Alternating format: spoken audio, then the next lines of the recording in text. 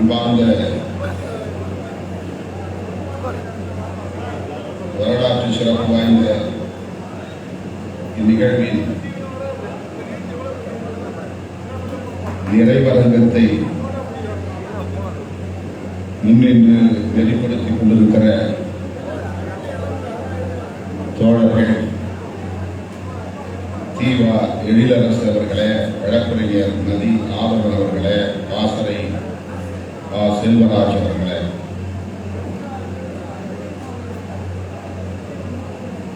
இந்த நிகழ்வை வெற்றிகரமாக ஒருங்கிணைத்து வழிநடத்தி கொண்டிருக்கிற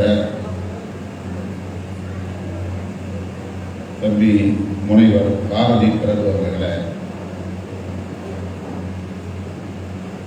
நிகழ்வில் பங்கேற்று இதனை சிறப்பித்துக் கொண்டிருக்கிற வழக்கறிஞர் பார்வேந்தர் அவர்களே, தோழர் மகேஷ் அவர்களே, தோழர் சாரதா அவர்களே, உபாசகர் விமல்ராஜ், டாக்டர் தர்மேந்திரா, உபாசகர் பிரம்மதேவா ஆகிய தோழர்களே, கருத்தரங்கில் பங்கேற்று பௌத்தம் குறித்து டாக்டர் அம்பேத்கர் பார்வை என்னும் பொருளில் சிறப்பான உரை வழங்கி அமர்ந்திருக்கிற மருத்துவர் ராஜ்வர்தன் அவர்களே, மதம் குறித்து டாக்டர் அம்பேத்கரின் பார்வை என்னும் பொருளில் உரையாற்றி அமர்ந்திருக்கிற விஞ்ஞானி சேகர் அவர்களே,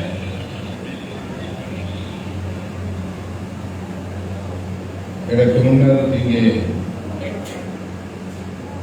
ஆங்கிலத்தில் நம்மிடையே உரையாற்றி அமர்ந்திருக்கிற ஆந்திர பிரதேசத்திலிருந்து வருகை தந்திருக்கிற வாசகர் பிரவீன் IAS அவர்களே, இந்நிகழ்வில் பங்கேற்று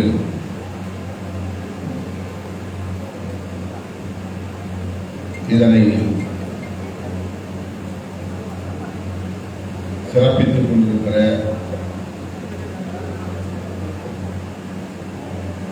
உபாசகர் திருநாவுக்கரசு அவர்களே, உபாசகர் நந்தினி கிருஷ்ணன் அவர்களே, குருஜி சந்திரசேகர் அவர்களே, வழக்கறிஞர் அருள்நாதன் அவர்களே, பொன் கார்த்திகேயன் அவர்களே, வழக்கறிஞர் கே பிரபாகரன் அவர்களே, தீட்சை நிகழ்வை தலைமை வகித்து சிறப்பித்திருக்கிற பிக்கு பதந்த் நாகராஜ் அவர்களே, பௌத்த உபாசகர் பாலசிங்கம் அவர்களே, உபாசகர் பரமசிவம் அவர்களே, தோழர் உதயவரதன் அவர்களே, உபாசகர் கபாலி அவர்களே, கவிஞர் இளங்கவி அவர்களே மற்றும் அரவணடிகள் பிக்கு ஜெயசீலர், பிக்குனி குணசீலர், தம்மாச்சாரி சம்பத் ஆகிய அரவணடிகளே, தென்னிந்தியாவில் பௌத்த மதமாற்றத்திற்கான வாய்ப்புகளின் பொருளில் உரையாற்றி அமர்ந்திருக்கிற கவிஞர் மிருதுலா தேவி அவர்களே, பௌத்த வளர்ச்சிக்கு கல்வி நிறுவனங்களின் தேவை என்னும் பொருளில் உரையாற்றி அமர்ந்திருக்கிற வெளிச்சம் ஷெரீன் அவர்களே, வழக்கறிஞர் சஜிக்கு சேரமா அவர்களே, தென்னிந்தியாவில் பௌத்த மதமாற்றத்திற்கான தேவைகள் என்னும் பொருளில் உரையாற்றி அமர்ந்திருக்கிற பேராசிரியர் சாக்கிய சக்தி அவர்களே, எனக்கு முன்னர் இங்கே சிறப்புரை வழங்கி அமர்ந்திருக்கிற தமிழக அரசின் சிறுபான்மையினர் ஆணையத்தின் உறுப்பினர் வணக்கத்திற்குரிய மௌரியா குப்தா அவர்களே,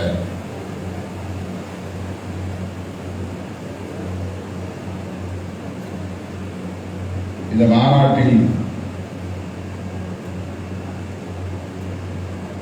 எனக்கு முன்னர் இங்கே சிறப்பான உரையை வழங்கி அமர்ந்திருக்கிற சட்டமன்ற உறுப்பினர் அருமை தோழர் சிந்தனை செல்வன் அவர்களே, நன்றியுரை ஆற்றவிருக்கிற சாது சதீஷ் அவர்களே, மற்றும் மேனகா தேவி கோமகன், தென்னவன், திருமாதாசன், நகர் பாலாஜி,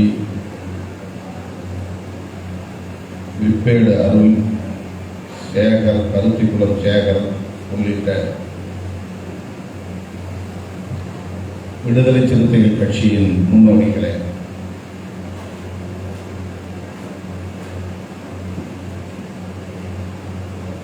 ஓவிய அரங்கத்தை தலைமை வகித்து சிறப்பித்துக் கொண்டிருக்கிற ஓவியர் நடராஜ் மற்றும் ஓவியர்கள் வெங்கடேசன், குமார், அமீர், தீர்த்தமலை, புரூஸ், கதிர், ராஜவேல், சரண், சுகன் ஆகிய தம்பிகளே,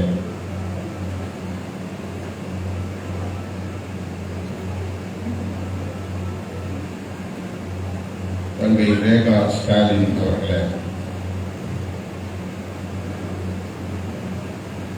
மற்றும் Buddhist fraternity council, Ashoka Ambedkar Dhamma Yatra committee ஆகிய அமைப்புகளை சார்ந்த முன்னணி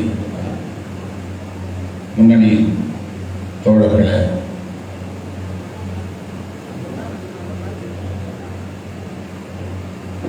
உங்கள் அனைவருக்கும் என்னுடைய பணிவார்ந்த வணக்கத்தை தெரிவித்துக் கொள்கிறேன். வழக்கம் போல நேர நெருக்கடி நான் உங்கள் முன்னால் நின்று கொண்டிருக்கிறேன். நேற்று இரவு மும்பைக்கு சென்று மராட்டிய மாநில செயலாளர் மறைந்துவிட்ட நிலையில் அவருக்கு வீர வணக்கம் செலுத்திவிட்டு காலை 10 மணி விமானம் பிடித்து இங்கே வந்து சேர்ந்தேன். 3 மணிக்கு அவருடைய திருவுடல் நல்லடக்கம் செய்யப்படும், அதுவரையில் இருக்க வேண்டும் என்று தோழர்கள் என்னிடத்தில் வலியுறுத்தினார்கள். காஞ்சிபுரத்தில் மிக முக்கியமான நிகழ்வு, பௌத்தர் மாநாடு நடைபெறுகிறது. 3 மணிக்கு நாம் அங்கே இருக்க வேண்டும், பொறுத்திருட வேண்டும் என அவர்களிடத்திலே கேட்டுக்கொண்டு நான் 10 மணி விமானம் பிடித்து சென்னை வந்து சேர்ந்தேன். ஆனால் வழக்கம் போல ஏற்கனவே தலைமையகத்தில் ஏராளமானவர்கள் காத்திருக்கிறார்கள். ஒரு திருமண நிகழ்ச்சியும் நடத்த வேண்டும் என்று தோழர்கள் நினைவூட்டியதன் அடிப்படையில் கட்சி தலைமையகம் சென்று அந்த நிகழ்ச்சிகளை எல்லாம் முடித்துக் கொண்டு நேரடியாக இந்த நிகழ்ச்சி நடைபெறும் காஞ்சிபுரத்திற்கு ஓடோடி வந்தோம். வந்ததும் உரையாற்றிவிட்டு விடைபெற வேண்டும் என்ற ஒரு நெருக்கடி. ஏனென்றால் இன்னொரு காதலி விழாவுக்காக பிள்ளைகளை காக்க வைத்துக் கொண்டு அழைப்பு விடுத்துக் கொண்டிருக்கிறார்கள் மயிலாப்பூரிலே. வழியிலே வேறொரு சந்திப்பும் இருக்கிறது. நாளை அதிகாலை நான் துபாய்க்கு செல்ல வேண்டும், விமானம் பிடிக்க வேண்டும். இவ்வாறான ஒரு நேர நெருக்கடியில் உங்கள் முன்னால் நான் நின்று கொண்டிருக்கிறேன். 2 நாட்களுக்கு முன்பு இந்த அழைப்பிதழை கொண்டு வந்து தம்பி பாரதி பிரபு அவர்களின் இடத்திலே தந்தபோது நான் 26ஆம் தேதி காலையில் துபாயில் இருக்க வேண்டும். நம்முடைய கட்சியின் பொதுச் செயலாளர்களில் ஒருவரை அழைத்து நிகழ்ச்சியை நடத்துங்கள், தவிர்க்க முடியாத நிகழ்ச்சி, நாம் சென்றாக வேண்டும் என்று அவரிடத்தில் சொல்லதும் அவர் மிகுந்த அதிர்ச்சி அடைந்தவராக, இல்லை கட்டாயம் நீங்கள் வந்தாக வேண்டும் என்று வலியுறுத்தினார். மௌரியா புத்தாவும் உடன் இருந்தார். நம்முடைய கட்சியின் ஆதரவாளர், நம்முடைய ஊர் சொந்தக்காரர், சொந்த ஊர்க்காரர், அவருடைய வற்புறுத்தலால் நான் துபாய்க்கு செல்லலாம் என்று திட்டமிட்டேன். தம்பி பாரதி பிரபு அவர்கள் வலியுறுத்திய பிறகு அவரை நான் சமாதானப்படுத்தி, உங்கள் நிகழ்ச்சியை திட்டமிட்டவாறு நடத்தி முடியுங்கள், ஓரிரு நாள் கழித்து நான் வருகிறேன், 28ஆம் தேதி காலையில் விமானம் பிடித்து வருகிறேன் என்று ஒரு வழியாக அவரை சமாதானப்படுத்திவிட்டு உங்கள் முன்னால் வந்து நிற்கிறேன். இந்த நிகழ்ச்சி மிகவும் முக்கியத்துவம் வாய்ந்த நிகழ்ச்சி.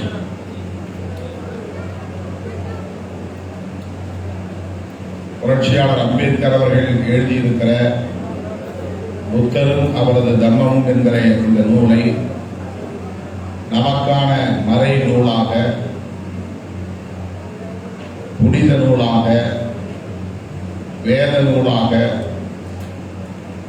அதிகாரப்பூர்வமாக ஏற்கிற ஒரு நிகழ்வாக இந்த நிகழ்வை தோழர்கள் ஒருங்கிணைத்திருக்கிறார்கள். புரட்சியாளர் அம்பேத்கர் அந்த எண்ணத்தில் தான் அந்த நூலையும் படைத்திருக்கிறார்.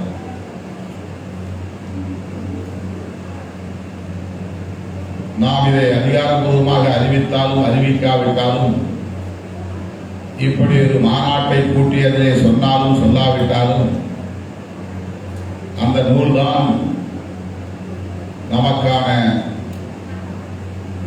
புனித நூல், புதிய இந்தியாவை கட்டமைப்பதற்கான தத்துவ நூல், கோட்பாட்டு நூல்.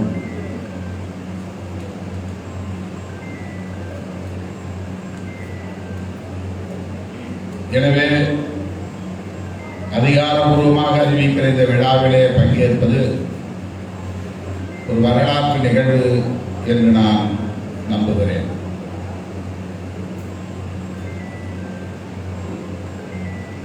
தோழர் சிந்தனை செல்வன் பேசுகிற போது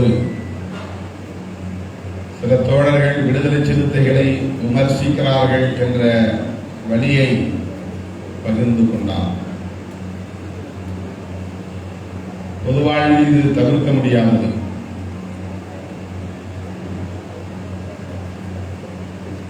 என்ன நோக்கத்தில் அவர்கள் அதை செய்கிறார்கள் என்று நமக்கு தெரியாது. ஆனால் விடுதலை சிறுத்தைகள் கட்சி பௌத்தம் என்கிற கோட்பாட்டின் மீதும், புரட்சியாளர் அம்பேத்கர் முன்மொழிந்திருக்கிற அரசியல் கோட்பாடுகளின் மீதும் தீவிரமான பற்றுதல் கொண்ட ஒரு இயக்கம், பிடிப்பு கொண்ட ஒரு இயக்கம். அதிலே யாருக்கும் மாற்று கருத்து இருக்க முடியாது. அதனால்தான் இந்த இயக்கத்தின் முன்னாள் ஒன்றிய செயலாளராக பணியாற்றிய அன்பு இளவல் இன்றைக்கு வணக்கத்திற்குரிய மௌரியார் புத்தாவாக மாறியிருக்கிறார். அவர் ஒரு விடுதலை சிறுத்தை என்பதை நான் நினைவூட்ட கடமைப்பட்டிருக்கிறேன். அவர் இந்த களத்தில் தீவிரமாக வெளியே வந்த பிறகுதான் இதுபோன்ற நிகழ்ச்சிகளில் பங்கேற்கிற அழைப்பு எனக்கு தொடர்ந்து வருகிறது. அதற்கு முன்பிருந்த தோழர்கள் ஏதோ நான் அதிலிருந்து அந்நியப்பட்டவர் என்பதைப் போல கருதி இது போன்ற நிகழ்ச்சிகளுக்கு அழைப்பதில்லை.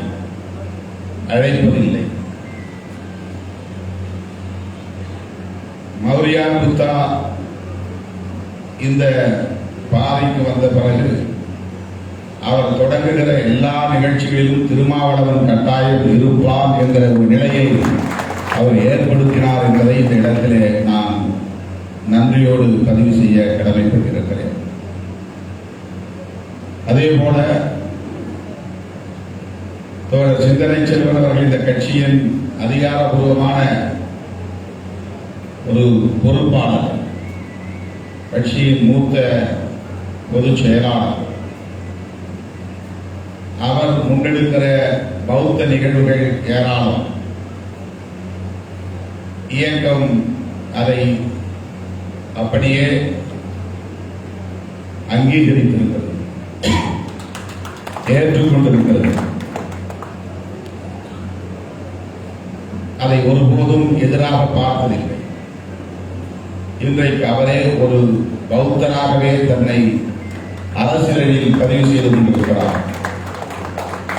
அவர் இயக்கத்தின் மிக முக்கியமான பொறுப்பில் இருப்பவர். மாணவர் அணியின் பொறுப்பாளராக இருந்தவர் தான் தம்பி பாரதி பிரபு.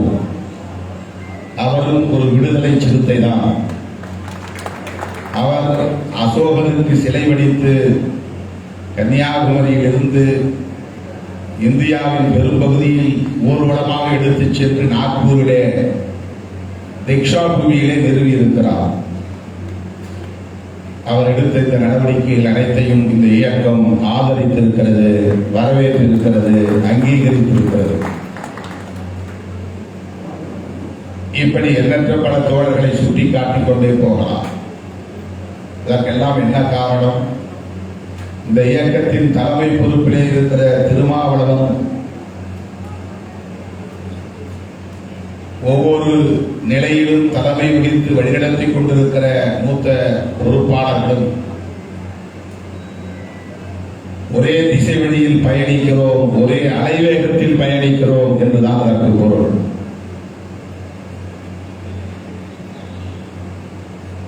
தலைமை நிலைய செயலாளர் பாலசிங்கம் இங்கு உமாசகர் என்று பதிவு செய்யப்பட்டிருக்கிறார். அவர் கட்சியின் தலைமை நிலைய செயலாளர். என்னுடைய சிந்தனைக்கும் அவருடைய சிந்தனைக்கும் இடைவெளி இருந்திருக்கிறேனால் இந்த அடையாளங்கள் இந்த இயக்கத்திற்குள்ளே இருக்க வாய்ப்பு இருக்கிறது. பௌத்தத்தை எப்படி புரிந்து கொள்வது என்பதில் தான் நமக்கிடையில் ஒரு இடைவெளி இருக்கிறது. பௌத்தத்தை எப்படி புரட்சியாளர் அம்பேத்கர் புரிந்து கொண்டார், அவருக்கும் மூத்தவராக இந்த மண்ணில் பௌத்தத்தை பற்றி உரத்து பேசிய பண்டிதர் அயோத்திதாசர் எப்படி பௌத்தத்தை புரிந்து கொண்டார், இதையெல்லாம் நாம் ஆய்வுக்குட்படுத்த வேண்டும். இதையெல்லாம் நாம் நம்முடைய புரிதலுக்கான ஆய்வாக உரையாடலுக்கு உட்படுத்த வேண்டும். பண்டிதர் அயோத்திதாசர் புரட்சியாளர் அம்பேத்கருக்கு முன்னோடி. பண்டிதர் அயோத்திதாசர் புரட்சியாளர் அம்பேத்கர் அவர்களுக்கு ஒரு வழிகாட்டி என்று சொன்னால் மிகையாகாது. அம்பேத்கர் அவர்கள் இப்படி ஒரு நிலைப்பாட்டை எடுப்பதற்கு அரை நூற்றாண்டுக்கு முன்பே இந்த மண்ணில் பௌத்தத்தை மீட்பதற்குரிய களத்தை அமைத்தவர் பண்டிதர் அயோத்திதாசர். இந்திய மண்ணிலேயே முதல் ஒரு போராளி என்று சொல்ல முடியும், பௌத்த மீட்பு போராளி என்று சொல்ல முடியும். அவர் ஏன் பௌத்தத்தை தமிழ் பௌத்தம் என்று அடையாளப்படுத்தினார்? இதை நாம் உரையாடலுக்கு உட்படுத்த வேண்டும். அப்படி என்றால் தெலுங்கு பௌத்தம் ஒன்று உண்டா, கன்னட பௌத்தம் என்ற ஒன்று உண்டா, அப்படி என்றால் மராத்தி பௌத்தம் என்ற ஒன்று உண்டா? ஏன் பௌத்தத்தோடு மொழி அடையாளத்தை அவர் முன்னிறுத்தினார்? இலங்கையிலே ஆட்சி நிர்வாகத்தில் இருக்கிற சிங்களவர்களை மேலர் பிரபாகரன் அவர்கள் எப்போதும் சிங்கள பௌத்த பேரினவாதி என்று அடையாளப்படுத்துவார். சிங்கள பௌத்த பேரினவாதிகள் என்று சொல்வார். சிங்களம் என்பது அவர்களின் மொழி அடையாளம், பௌத்தம் என்பது அவர்களின் மத அடையாளம், பேரினவாதிகள் என்பது அவர்கள் பெரும்பான்மை சமூகத்தை சார்ந்தவர்கள் என்பதை சுட்டுகிற அடையாளம். ஆகவே அவர்களை அடையாளப்படுத்துகிற போது சிங்கள பௌத்த பேரினவாதிகள் என்றுதான் பிரபாகரன் அவர்கள் தன்னுடைய ஒவ்வொரு முறையிலும் சுட்டிக்காட்டுவார். பௌத்தம் அங்கே சிங்கள பௌத்தம் என்ற அடையாளத்தை பெறுகிறது.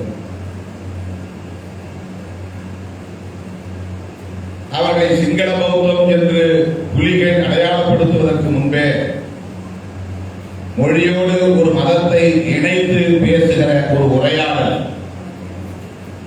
அல்லது ஒரு மொழி சார்ந்த அடையாளம்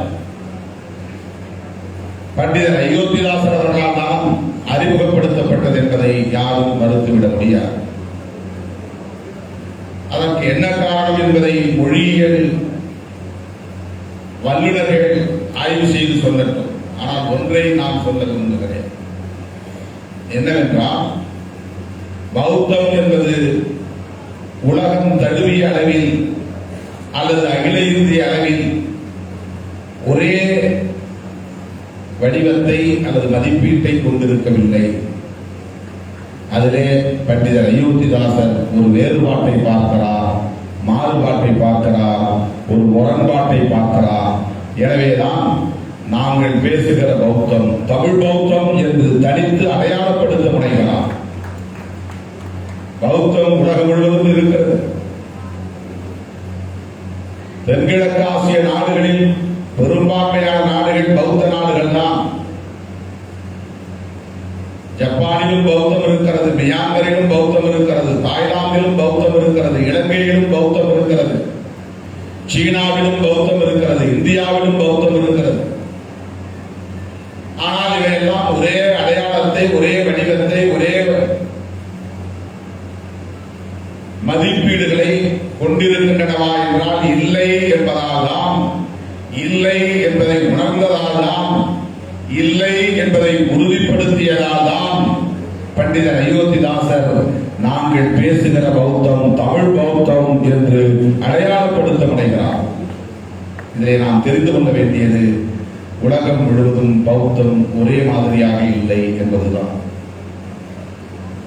உலகத்தில் தோன்றிய மதங்களில் அதிகம் திரிபுவாத நிலைக்கு உள்ளான ஒரு கோட்பாடு பௌத்தம் தான். தொடக்க நிலையில் இருந்து இன்றைய நிலையை நாம் ஒப்பீடு செய்து பார்க்கிற போது அதன் அடிப்படை என்பது பல்வேறு காலகட்டங்களில் பல்வேறு காரணங்களால் மாறிப்போய் இருக்கிறது, வெவ்வேறு வடிவம் கொண்டிருக்கிறது, வெவ்வேறு விளக்கங்களை கொண்டிருக்கிறது, வெவ்வேறு கதையாளர்களை கொண்டிருக்கிறது, வெவ்வேறு கதைகளை சொல்லுகிறது. அதனால்தான் அது மகாயானமாகவும் ஈனயானமாகவும் கூட அடையாளம் காணப்பட்டது. உலகத்தில் தோன்றி பல மதங்கள் அழிந்து போயிருக்கின்றன. இன்றைக்கு பெயர் சொல்ல முடியாது, மறந்து போயிருக்கின்றன. இன்றைக்கு நாம் காணுகிற இந்த மதங்கள் மட்டும்தான் உலகத்தில் ஆதி காலத்தில் இருந்து இருக்கின்றன என்று சொல்ல முடியாது. எத்தனையோ மகான்கள் தோன்றி மதங்களை உருவாக்கி அவையெல்லாம் வளர்ந்து தழைத்து ஆட்சி அதிகார பீடத்தில் அமர்ந்து கோலோச்சி பிறகு வீழ்ந்து அழிந்து சிதைந்து போயிருக்கிறது. தோன்றிய மதங்கள் பல இல்லாமல் இருக்கின்றன. எத்தனையோ பல கடவுள்கள் உருவாகி கடவுள்களே அழிந்து போயிருக்கின்றன. இல்லாத தோன்றிய கடவுள்கள் இல்லாமல் போனவர்களும் இருக்கிறார். கடவுள்களுக்கே இறந்த காலம் இருக்கு. இதுதான் மானுட வாழ்வியல். இன்றைக்கு நமக்கு தெரிந்தது இந்து மதம், இஸ்லாம், கிறிஸ்தவம், பௌத்தம், சமணம், பார்சி, யூத மதம், இப்படி சில மதங்களை நாம் பேசுகிறோம். இவையெல்லாம் இந்த மில்லேனியத்தில் உருவானவை அல்லது சில நூற்றாண்டுகளுக்கு முன்னால் உருவானவை. 1000 ஆண்டுகள் அல்லது 2000 ஆண்டுகள் என்கிற இந்த காலகட்டத்திற்குள் தோன்றியது. இதற்கு முன்பும் மதங்கள் இருந்தன. இதற்கு இடையில் பல மதங்கள் தோன்றி மறைந்திருக்கின்றன. எஞ்சியிருப்பவை இவை. இந்த மதங்கள் அனைத்தும் மானுடத்தை நெறிப்படுத்துவதற்காக தோன்றியவை. மனித குலத்தை நெறிப்படுத்துவதற்காக தோன்றியவை.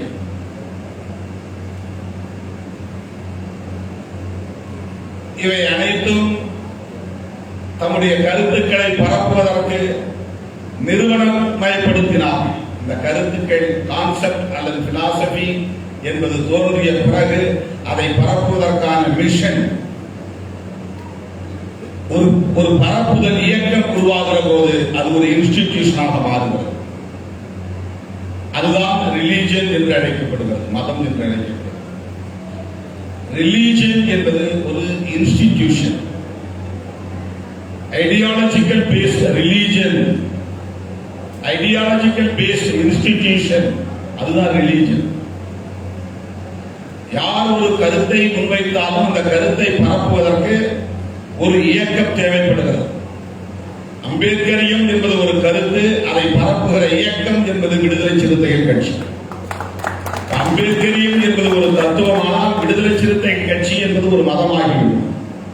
அதை தொடர்ந்து பரப்புகிற போது, சில வழிமுறைகளை உருவாக்குகிற போது அதற்கான வழிபாட்டு முறைகள் தான் வழிபாட்டு முறைகளாக மாறுகிற போது அது ரிலீஜனாக மாறிவிட்டது. ஒரு பொலிட்டிக்கல் இன்ஸ்டிடியூஷன், அது ஒரு ரிலீஜியஸ் இன்ஸ்டிடியூஷன். ஆக மதம் உருவாவதற்கு முன்பு தத்துவம் உருவாகிறது. மதம் எப்போது நிறுவனமயமாகிறது என்றால் அந்த தத்துவத்திற்கான நடைமுறைகளை தொகுக்கிற போது, வழிமுறைகளை வரையறுக்கிற போது, அந்த நடைமுறைகள் தான் வழிமுறைகள் தான் சட்டம் என்று அழைக்கப்படுகிறது. ஒரு தத்துவம் சட்டத்தை பெறுகிற போது தத்துவமும் சட்டமும் இணைந்ததுதான் இன்ஸ்டிடியூஷனாக மாறுகிறது. சனாதனம் என்பது தத்துவம், மனுஸ்மிருதி என்பது சட்டம். சனாதனத்தை எப்படி பின்பற்ற வேண்டும் என்பதற்கான வரையறைகளை சொல்லுகிற நூல் மனு நூல், கோட் ஆஃப் மனு என்றுதான் அதற்கு பெயரே. அந்த நெறிமுறைகளுக்கு பெயரே தி கோட் ஆஃப் மனு. அது சட்ட நூல். சனாதனம் என்பது வேத நூல். அது எங்கே இருக்கிறது? ரிக்கு, யஜுர், சாம, அதர்வணம். அதுதான் வேத நூல், அதுதான் தத்துவம். சனாதனம் எங்கே இருக்கிறது என்றால் இந்த 4 வேதங்களில் இருக்கிறது. தத்துவம் எங்கே இருக்கிறது என்றால் அந்த 4 வேதங்களில் இருக்கிறது. வேத நூலும் சட்ட நூலும் இணைந்து அது நடைமுறைக்கு வருகிற போது இன்ஸ்டிடியூஷன் உருவாகும். அதுதான் ரிலீஜன். கிறிஸ்தவத்திற்கும் அப்படித்தான் கிறிஸ்டியன் மிஷன், இஸ்லாத்திற்கும் அப்படித்தான் இஸ்லாமிக் மிஷன். இந்த மிஷன் உருவாகிற போது அதற்கு முன்னால் இருப்பது பிலாசபி அண்ட் கோட் அல்லது லா. இது ரெண்டும் இணைகிற போது புரட்சியாளர் அம்பேத்கர் அவர்கள் பௌத்தத்தை எப்படி புரிந்து கொண்டார், அதை எப்படி மக்களுக்கு சொல்ல விரும்பினார், இதுதான் நமக்கிடையிலே சில இடைவெளி. புரட்சியாளர் அம்பேத்கர் மீது நாம் கொண்டிருக்கிற பற்றுதல் அல்லது காதல்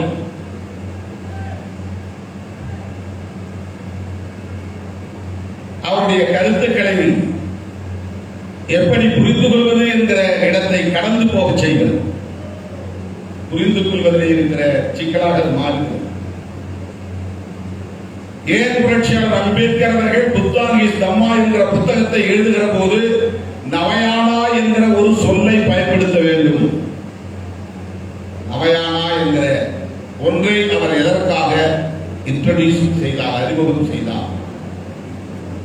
ஏற்கனவே இங்கு மகாயானா இருக்கிற போது, ஈனயானா இருக்கிற போது ஏதோ ஒரு தேசத்தை பின்பற்றி இலங்கையில் பின்பற்றுகிற பௌத்தத்தை நான் ஏற்றுக்கொள்கிறேன், ஜப்பானில் பின்பற்றுகிற பௌத்தத்தை நான் ஏற்றுக்கொள்கிறேன், மியான்மரில் பின்பற்றப்படுகிற பௌத்தத்தை நான் ஏற்றுக்கொள்கிறேன், அல்லது சீனாவை நான் ஏற்றுக்கொண்டு சீனாவில் பின்பற்றுகிற பௌத்தத்தை நான் ஏற்றுக்கொள்கிறேன் என்று ஏற்றுக்கொள்ளாமல் எதற்காக புரட்சியாளர் அம்பேத்கர் அவர்கள் நவயானா என்ற சொல்லாடலை அறிமுகப்படுத்தினார் என்பதை தயவு கூர்ந்து நாம் ஆய்வுக்குட்படுத்த வேண்டும், உரையாடலுக்கு உட்படுத்த வேண்டும்.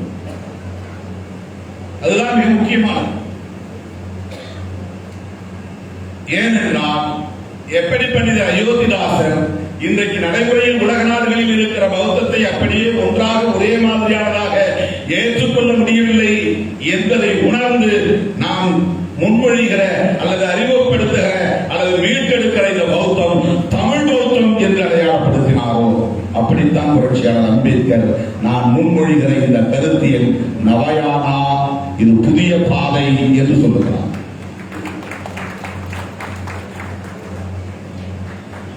இது புதிய பாதை.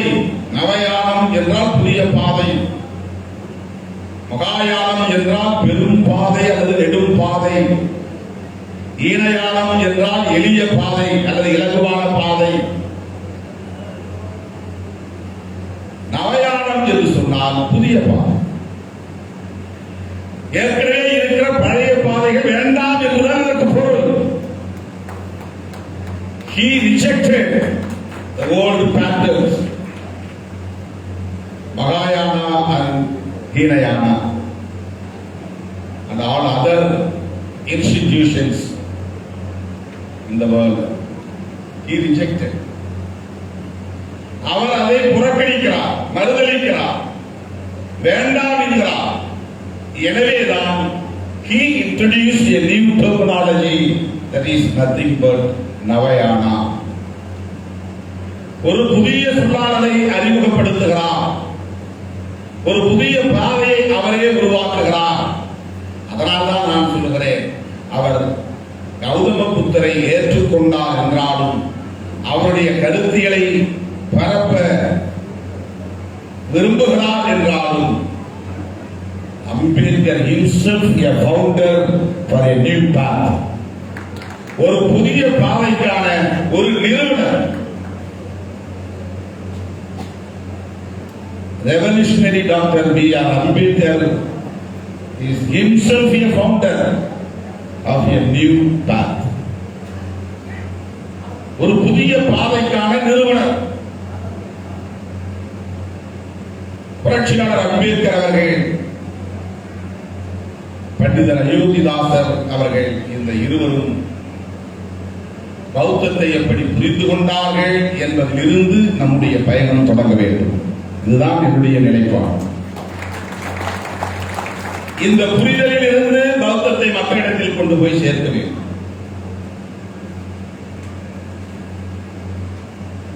அவர்களே, பௌத்தம் என்ன என்பதை புரட்சியாளர் அம்பேத்கர் மிக இலகுவாக, மிக எளிய முறையிலே நமக்கு உணர்த்துகிறார். நான் தொடக்கத்தில் சொன்னதை போல வேத நூல்கள் தத்துவத்திற்கானது, மனுஸ்மிருதி சட்டத்திற்கானது. அது வேதங்கள் தத்துவம், மனுஸ்மிருதி சட்டம். அதை போல புரட்சியாளர் அம்பேத்கர் இங்கே அவர் தத்துவத்திற்காக ஒரு நூலை எழுதினார், சட்டத்திற்காக ஒரு நூலை எழுதினார். அதுதான் அவருடைய அல்டிமேட் கான்ட்ரிபியூஷன். அவர் தத்துவத்திற்காக எழுதிய நூல் தான் புத்தா ஹிஸ் தம்மா. அவர் சட்டத்திற்காக எழுதிய நூல் தான் கான்ஸ்டிடியூஷன் ஆஃப் இந்தியா. இது இரண்டும் வேறு வேறு அல்ல. இவை இரண்டும் வேறு வேறு அல்ல. அவர் இரண்டு முக்கியமான பங்களிப்பை இந்த சமூகத்திற்கு செய்திருக்கிறார். மற்றதெல்லாம் அதுக்கு கீழே தான்.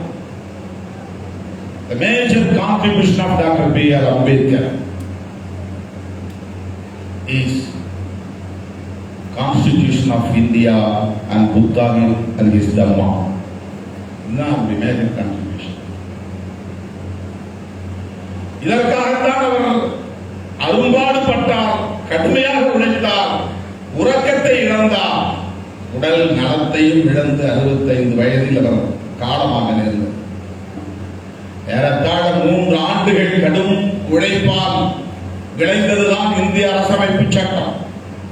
அதே போல பல ஆண்டுகளாக அவர் உழைத்த கடுமையான உழைப்பால் விளைந்ததுதான் புத்தா ஹிஸ் தம்மா. இது தத்துவம் சார்ந்த நூல், அது சட்டம் சார்ந்த நூல். இது நடைமுறைக்கு வர வேண்டுமானால் எது நடைமுறைக்கு வர வேண்டும்? கான்ஸ்டிடியூஷன் ஆஃப் இந்தியா என்பது நடைமுறைக்கு வர வேண்டும். ஒரு தத்துவம் சட்டத்தால் தான் நடைமுறைப்படுத்தப்படும். ஒரு தத்துவம் சட்டத்தின் மூலம் தான் மக்களிடத்தில் போய் சேரும்.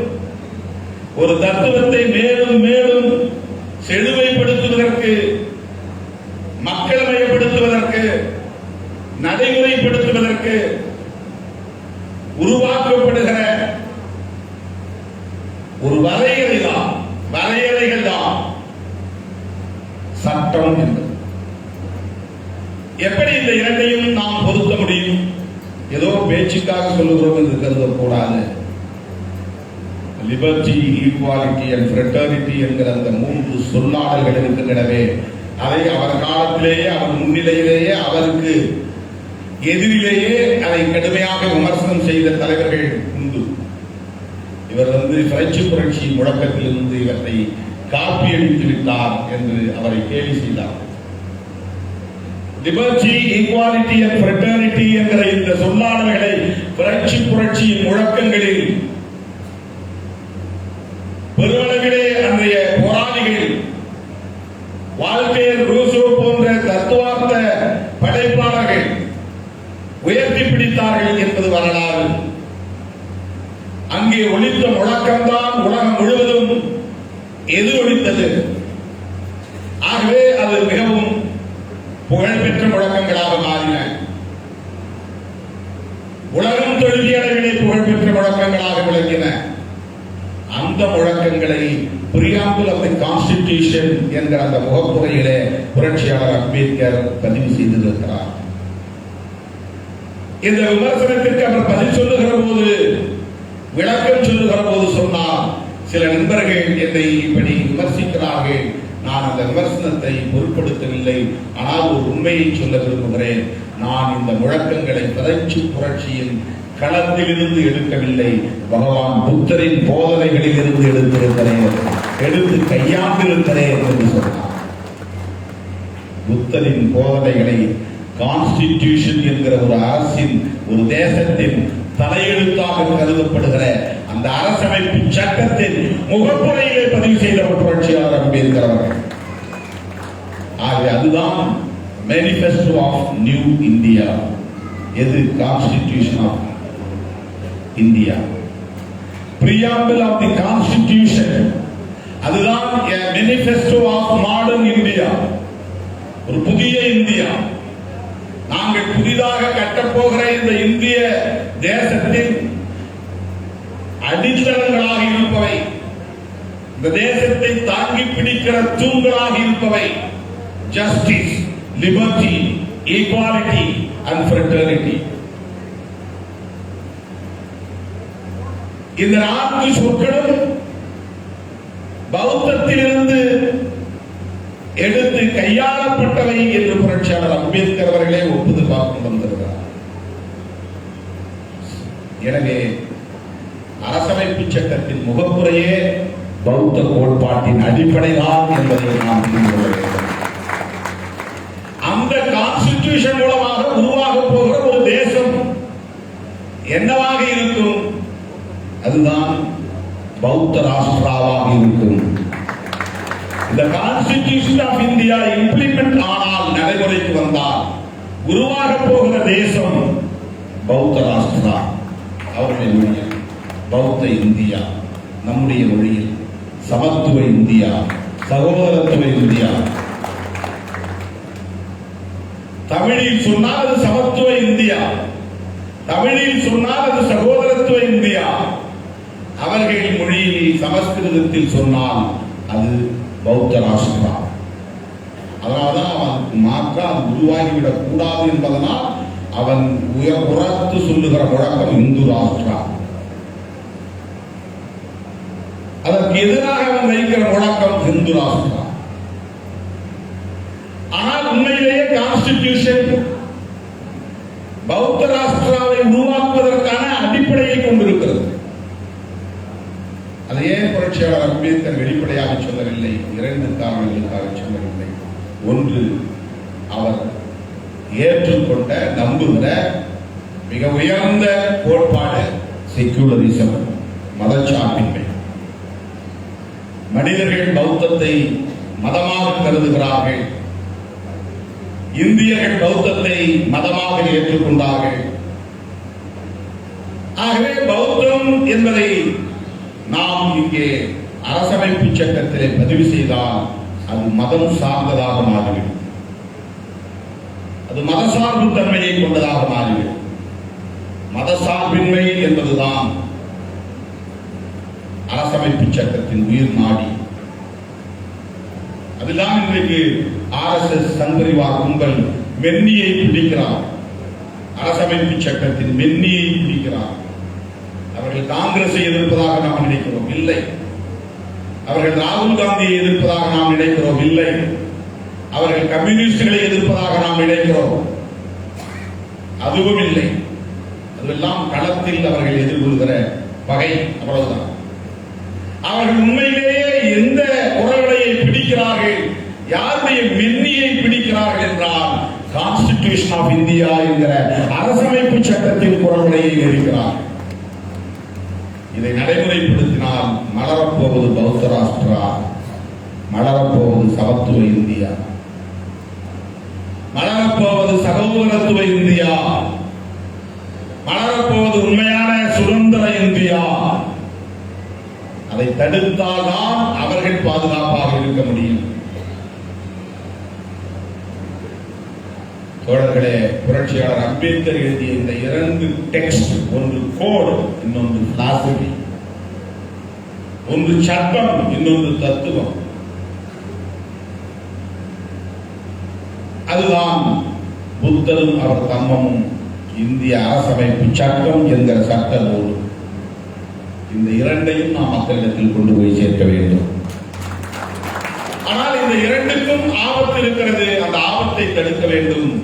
அதில் அரசியல் களத்தில் தான் விளையாட முடியும். அரசியல் அதிகாரம் எல்லாவற்றை விட மேலானது, வலிமையானது. அரசியல் அதிகாரம் எவன் கையில் இருக்கிறதோ அவன் பேசும் மொழியே ஆட்சி மொழி. எவன் கையில் இருக்கிறதோ அவன் சொல்லும் தத்துவமே ஆட்சி நிர்வாகத்தின் கோட்பாடு. ஆட்சி அதிகாரம் எவன் கையில் இருக்கிறதோ அவன் பின்பற்றும் கலாச்சாரமே ஒரு தேசத்தின் கலாச்சாரம். ஆட்சி அதிகாரம் எவன் கையில் இருக்கிறதோ அவன் சொல்லுகிற மதமே ஒரு தேசத்தின் மதம் என்றாகிறது. அசோகன் கையில் ஆட்சி அதிகாரம் இருந்ததால் ஒரு காலத்தில் இந்தியாவில் பௌத்தம் கோலோச்சியது. அரசியல் அதிகாரம் இருந்தால்தான் கலாச்சார தளத்திலும் வென்றெடுக்க முடியும். அரசியல் அதிகாரம் இருந்தால்தான் பண்பாட்டு தளத்திலும் கோலோச்ச முடியும். அரசியல் அதிகாரம் இருந்தால்தான் நாம் நினைக்கிற தத்துவத்தையும் மக்களிடத்தில் வெகுவாக கொண்டு போய் சேர்க்க முடியும். ஆகவே அரசியல் அதிகாரத்தை நோக்கி செல்கிற போது நாம் சில உத்திகளை கையாள வேண்டியிருக்கும். அந்த உத்திகளில் நமக்கு பிடிக்காதவர்களோடும் நாம் கைகோர்க்க வேண்டிய தேவைகள். அது ஸ்ட்ராட்டஜி, பொலிட்டிக்கல் ஸ்ட்ராட்டஜி. இதை பிடிக்காதவர்கள் தான் விடுதலை சிறுத்தைகளை விமர்சிக்கிறார்கள். ஸ்ட்ராட்டஜி எது, பிலாசபி எது என்கிற வேறுபாட்டை புரிந்து கொண்டால் இந்த விமர்சனங்களுக்கு இடம். தேர்தலில் பங்கேற்பது அல்லது புறக்கணிப்பது என்பது ஒரு தத்துவமாக இருக்க முடியாது. அது ஒரு ஸ்ட்ராட்டஜி. தேர்தல் ஜனநாயகம் அல்லது நாடாளுமன்ற ஜனநாயகம் என்பது ஒரு தத்துவம். அதை ஏற்றுக்கொண்டால் ஒரு தத்துவத்தை ஏற்றுக்கொண்டதாக பொருள். நாடாளுமன்ற ஜனநாயகத்தை ஏற்றுக்கொண்டால், தத்துவத்தை ஏற்றுக்கொண்டால், அந்த கோட்பாட்டை ஏற்றுக்கொண்டால் எலெக்ஷனில் பங்கேற்க வேண்டும், தேர்தலில் பங்கேற்க வேண்டும்.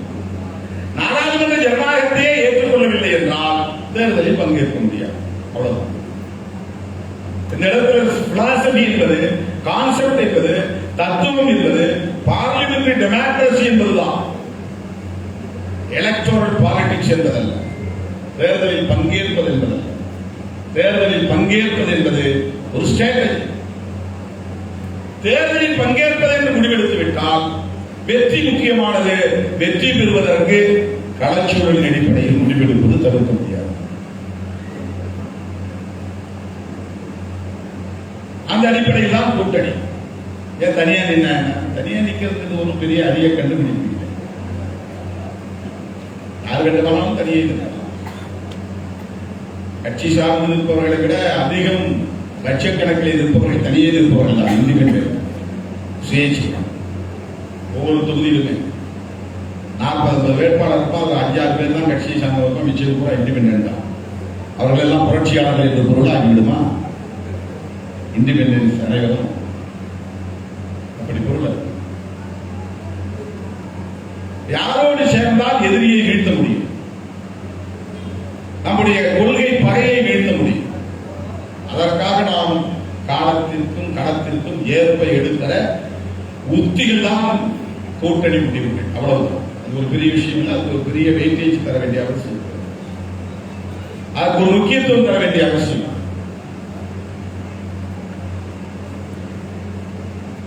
ஆகவே தத்துவம் என்பதும் சட்டம் என்பதும்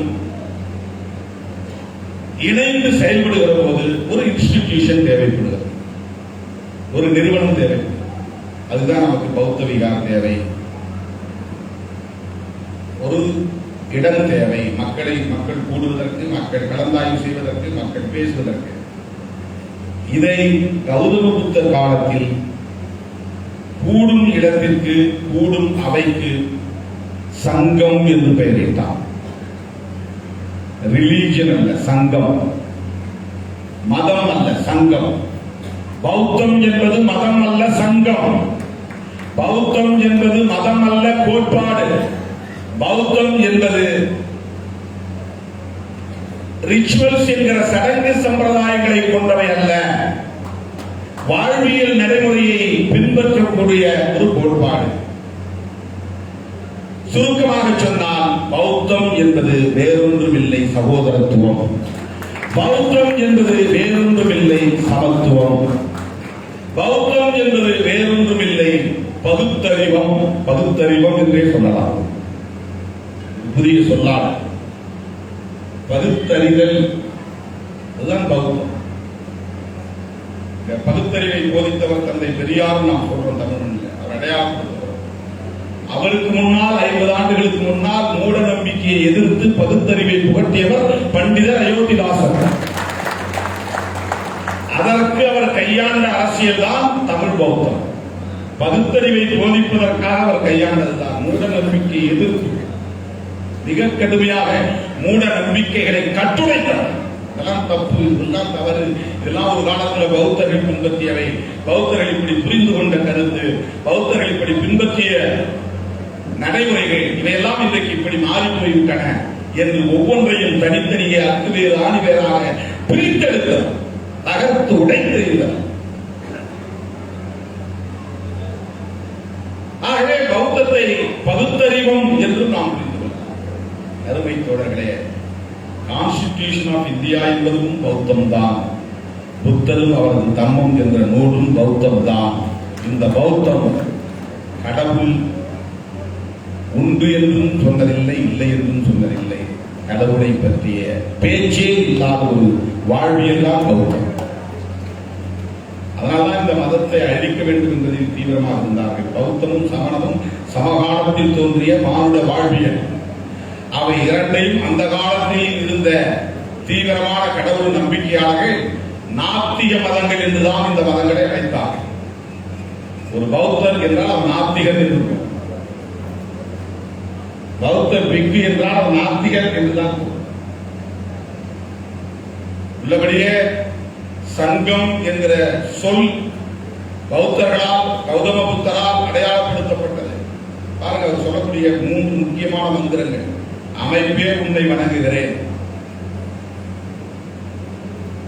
அறிவே உன்னை வணங்குகிறேன், அறமே உன்னை வணங்குகிறேன். அதுதான் தமிழ். புத்தம் சரணம் கச்சாமி, அறிவே உன்னை வணங்குகிறேன். புத்தம் அறிவு, புத்தி. புத்தம் சரணம் கச்சாமி, அறிவே உன்னிடம் சரணடைகிறேன், உன்னை வணங்குகிறேன். தம்மம் சரணம் கச்சாமி, அறம். அதுதான் ஒழுக்கம். இந்த தோழர்கள் குறிப்பிட்டாங்க. அறம் என்பதுதான் நல்ல தமிழ் சொல். தர்மா என்பது சான்ஸ்கிரிட், தம்மா என்பது பாலி, அறம் என்பது தமிழ். தம்மம் சரணம் சரணம் கச்சாமி என்றால் அறமே உன்னை வணங்குகிறேன். இந்த ரெண்டோட நிறுத்தல அவர் அடுத்து சொல்றாரு, சங்கம் சரணம் கச்சாமி, அமைப்பே உன்னை வணங்குகிறேன். இதுதான் டிசிப்ளின். ஒரு நிகழ்ச்சியில் வந்தா, அரங்கத்துக்குள்ள வந்தா போய் உட்காரணுங்கிறது தான் டிசிப்ளின். இந்த அடிப்படையை புரிந்து கொண்டால் எதுவுமே எப்போதுமே யாருக்குமே ஒத்துழைக்க மாட்டான். அவன் ஒழுங்கீனத்தில் மூலக்கூறும் தான். இங்க நின்று பேசுறது, போன்ல பேசுறது, கத்துறது, குறுக்க ஓடுறது, முடியாது இன்டிசிப்ளின். எல்லாவற்றையும் சீர்குலைக்கக்கூடிய ஒரு மிக மோசமான கேடான ஒரு சக்தி. அவனால எந்த சிஸ்டத்துக்குள்ளே அங்கஸ்தமாக முடியாது. அவன் மைண்ட் ஒரு இடத்துல இல்லை, ஒரு சிஸ்டத்துக்குள்ள வரல, ஒரு அமைப்புக்குள்ள வரல, ஒரு அமைப்பின் வழிமுறைகளுக்குள்ள இல்லை. நினைச்ச நேரத்தில் மேடைக்கு வர்றது, நினைச்ச நேரத்தில் குறுக்க ஓடுறது, கத்துறது, பேசுறது, இங்க நிக்கிறது, அங்க நிக்கிறது, வெளியே அழைச்சிட்டு போய் 4 பேரோட நிக்கிறது, பேசுறது, இதெல்லாம் மிக மிக மிக மிக அடிப்படையாக தெரிந்து கொள்ள வேண்டிய ஒழுக்கம், பேசிக் டிசிப்ளின். அது இல்லைன்னா ஒழுக்கம் கிடையாது, டிசிப்ளின் அறம் கிடையாது. அதனால்தான் புத்தர் இந்த 3 சரணங்களை சொல்றார்.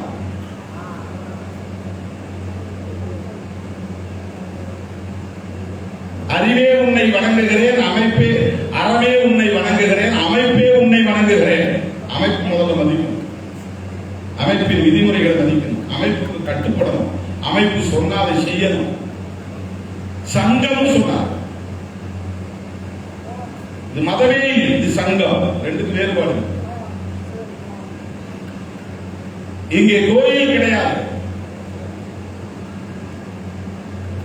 உரையாடுவதற்கான மன்றம் அது, கலந்தாய்வு செய்வதற்கான மன்றம், விகாரம், தியானம் செய்வதற்கான மண்டபம் அது. அது ஒரு தியான மண்டபம், அது கோயில் அது.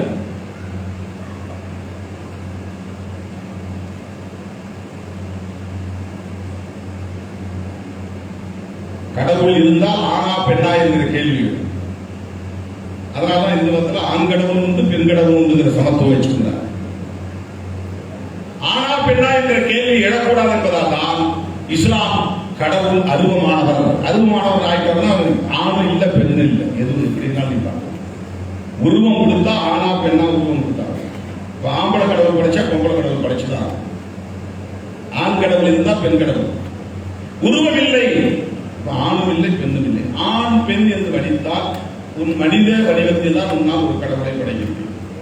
இப்ப கடவுள் மனித வடிவில் இருந்தால் கடவுளையும் மனிதனையும் நீ சமமாக்குற. அப்ப எப்படி கடவுள் மேலானவராக இருக்க முடியும்? அதனால்தான் உருவ வழிபாடு கூடாது என்கிற கருத்து இஸ்லாத்தில் மட்டுமல்ல பல மதங்களில் உண்டு. உருவ வழிபாடு கூடாது என்கிற கருத்தை உலகத்தில் சொன்ன மதங்களில் முதன்மையான மதம் பௌத்தம் அல்லது சங்கம் பௌத்தம். மதங்கிற புரிதலிருந்து சொல்றேன், புரிஞ்சிருக்காங்க. உருவ வழிபாடு கூடாது என்று சொன்ன மார்க்கங்களில் அல்லது சங்கங்களில் பௌத்தம் தான் சொன்னேன். உருவ வழிபாடு கூடாது. சமணத்தில் உருவ வழிபாடு கூடாது, சீக்கியத்திலும் உருவ வழிபாடு கூடாது, இஸ்லாத்திலும் உருவ வழிபாடு கூடாது. நாம் எல்லாம் முஸ்லீம்ல மட்டும்தான் உருவ வழிபாடு இல்லைன்னு நினைக்கிறோம். இல்ல, நீங்க சீக்கிய உருவ கோயில போய் பாருங்க, அங்க அவங்களுடைய புனித நூல் தான் வச்சிருப்பாங்க. ஆதிக்கரந்த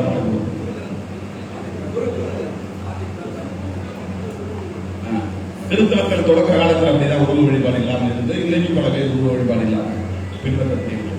எனவே வழிபாட்டு முறையில் உருவ வழிபாடு அருவ வழிபாடு, கடவுள் உண்டு இல்லை அதில் உண்டு என்பவர்கள் உருவ வழிபாடா அருவ வழிபாடா? உருவ வழிபாடு உண்டு என்பவர்கள் கோவில் வந்து விட்டால் அதை ரெஸ்ட்ரிக்ஷன் உருவாகும். யார் அதை முறைப்படுத்துறது, யார் நெறிப்படுத்துறது, யார் அங்க பூஜாரி, யார் அங்க தினமும் போதனை செய்யக்கூடியவர்கள், அங்க உடனே ஒரு இன்ஸ்டிடியூஷன் உருவாகும், அங்க புரோட்டோகால் உருவாகும், அங்க கோட் ஆஃப் கான்டக்ட் உருவாகும். அதுதான் ஒரு இன்ஸ்டிடியூஷனா மாறுது. இதையெல்லாம் கூடாது என்கிற வகையில் தான் இதை சங்கம் என்ற நிலையில கௌதம புத்தர் அறிமுகப்படுத்தினார். ஆனால் இன்றைக்கு அது உருமாறி மருவி திருவிழை அடைந்து எங்கெங்கோ வெளிமாறி போய் கொண்டிருக்கிற நிலையில்தான் பௌத்தர்கள் தமிழினத்தை படுகொலை செய்கிறார்கள். பௌத்தர்கள் மியான்மரிலே ரோஹிங்கியா முஸ்லிம்களை, குழந்தைகளை கூட பௌத்த உடையும் அணிந்து கொண்டு சிசுக்களை கொலை செய்கிறார்கள். பௌத்தம் அதை அங்கீகரிக்குமா, அனுமதிக்குமா? பௌத்தத்தில் இப்படிப்பட்ட இம்சை உண்டா, ஏற்க முடியுமா? அது பௌத்தம் இல்லை. பௌத்தத்தின் பெயரால் நடக்கிற இனவிதியாட்டம். மியான்மரிலே ரோஹிங்கியா முஸ்லிம்களை கொன்றவர்கள் யார்? ஈழத்திலே தமிழ் சமூகத்தை படுகொலை செய்தவர்கள் யார்?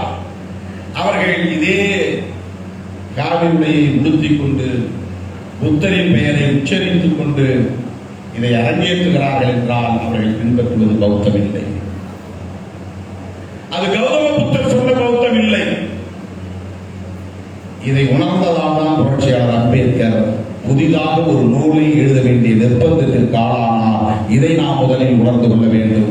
ஏன்னா ஏற்கனவே இருக்கிற டெக்ஸ்ட் போதும். ஸ்ரீலங்காவில் ஏதோ ஒரு டெக்ஸ்ட் இருக்கு, ஒரு கதை சொல்றான், அந்த கதையை அவர் எடுத்துக்கலாம். சீனாவில் ஏதோ ஒரு டெக்ஸ்ட் இருக்கு, அவன் பின்பற்றலாம், அதை அவர் உருவாக்கி இருக்கலாம். அவர் அதை ஏற்றுக்கொள்ளவில்லை. அதை புறக்கணித்து விட்டு, உதறிவிட்டு, தள்ளிவிட்டு, புறந்தள்ளிவிட்டு புதிதாக புத்தா அண்ட் இஸ் தம்மா என்ற நூலை அவர் படைத்திருக்கிறார். எனவே இந்த நூல் தான் நாம் பின்பற்ற வேண்டிய நூல். இந்த நூல் தான் நமக்கான புனித நூல். இந்த நூல் தான் புதிய இந்தியாவை கட்டமைப்பதற்கான தத்துவார்த்த நூல். இந்த நூலை நடைமுறைப்படுத்துவதற்கான சட்ட நூல் தான் புரட்சியாளர் அம்பேத்கர் வடித்திருத்த அரசமைப்பு சட்டம்.